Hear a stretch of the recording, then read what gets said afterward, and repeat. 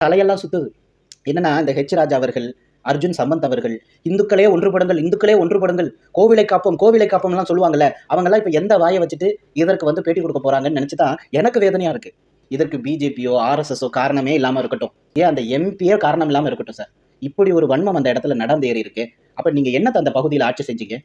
இவ்ளோ பெரிய தவறுகள எவ்வளோ ஈஸியா வந்துட்டு தப்பிக்க விட்டுட்டீங்களே! இவ்ளோ பெரிய தவறுகள் நாட்டுல நடந்துகிட்டே இருக்கு. இதையெல்லாம் தடுப்பதற்கு நீங்க என்ன செய்ய போறீங்க? என்ன செஞ்சீங்க?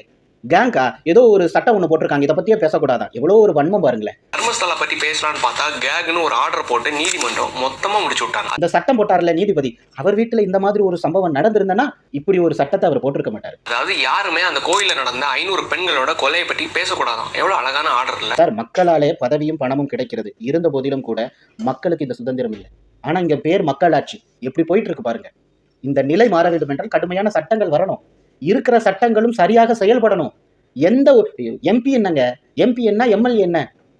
முதலமைச்சரா இருக்கட்டும், ஒரு பிரதமரா இருக்கட்டும், நாட்டினுடைய குடியரசுத் தலைவரா இருக்கட்டும், அவர் குடும்பம் என்ன? அவரே தப்பு செஞ்சாலும் சட்டத்தின் முன்பு யாவரும் சமம் என்கின்ற நிலை இந்த தேசத்தில் என்று வருகிறதோ அன்னைக்கு தான் நல்லா இருப்பாங்க.